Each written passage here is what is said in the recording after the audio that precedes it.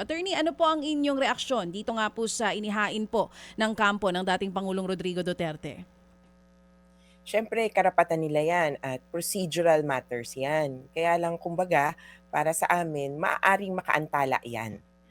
Yung request na 'yan ay napasadahan na ng mga judges. Nung una ang hinihingi ay kung ang tawag natin sa Pilipinas ay parang voluntary inhibition. Kumbaga, magnilay po kayo judge kung gusto niyong kayo na mismo ang umalis. Ngayon, outright ng pinapa-disqualify, meaning mandatory dapat yung inhibition, dapat talagang umalis ka. Mm. Kaya parang medyo naulit.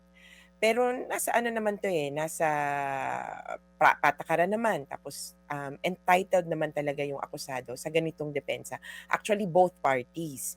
Pero sa nakikita namin, walang basihan. Nauna nang sinabi na hindi naman jurisdiction yung pinagdesisyonan noon. Hindi exactly the same matters. Kaya hindi mo matatawag na prejudiced o biased yung mga judges na 'to.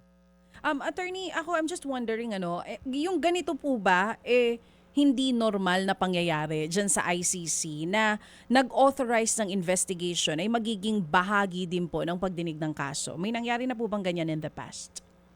Ang alam ko meron ng ganyan at may iba't iba pang pagkakataon na kinwestiyon yung, bias ng judge o kaya yung, awtoridad niya o kaya yung dati niyang, desisyon, makakaapekto sa mga future decisions. Pero hindi gano'n kalimit at hindi gano'n ka every step of the way. Panimula pa lang naman ito.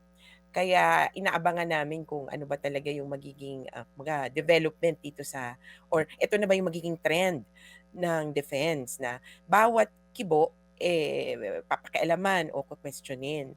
Pero kumbaga that is, in essence, yun yung binabayaran para kay Nicholas Kaufman.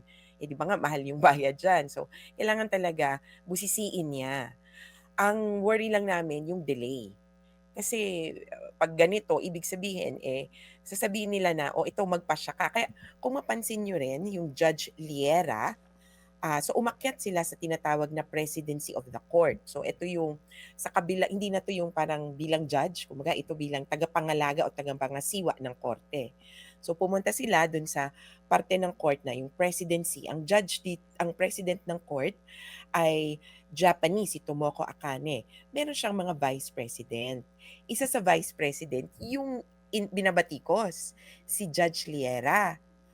Kapag magpapasya daw yung presidency, dapat hindi kasama si Judge Liera. So dagdag komplikasyon, kasi parang dumudulog ka sa isang, unit na yung hinihingi mong paalisin nandoon din. So recuse niyo rin yung isang yon para magpasya, kaya may dapat pumalit. Kaya parang nagiging komplikado na sino ba talaga? Para sa marami ang tingin ko ang iniisip, parang may gustong habulin, may gustong judge na umupo. Kumbaga 18 lang naman 'yan, basta mabawas natin bawat isa, 'di makukuha natin yung gusto nating komposisyon ng judges na magpapasya dun sa issue. Palagay ko matagal bago marating yung gano'ng punto. Pero sa ngayon ang mas worry talaga delay. Kasi parang Hmm. kailangan yung pagpasyahan 'to, pero pinapaalis mo yung isang judge. Kanino ka na dudulog matapos nito? Iba na namang issue kapag umakyat tayo dun sa tinatawag nilang parang Supreme Court, yung kanilang appeals chamber.